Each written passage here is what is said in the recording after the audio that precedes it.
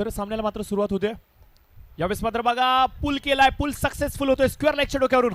वर्ग या स्पर्धेचा आनंद घेतायत. इथं मात्र बघा ब्लॉक हॉलचा चेंडू निश्चित स्वरूप हे कदाचित आपण इथून पाहू शकता.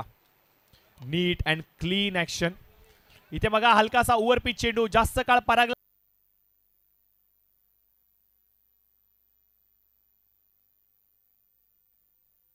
प्रचंड प्रेक्षक वर्ग मैदानाच्या चोहू बाजूला या स्पर्धेचा आनंद घेत आहेत. षटक घेऊन येतात कृष्णा सातपुते आणि कृष्णा सातपुतेचा पहिला चेंडू आणि पहिल्या चेंडूवरती पराग राहिला.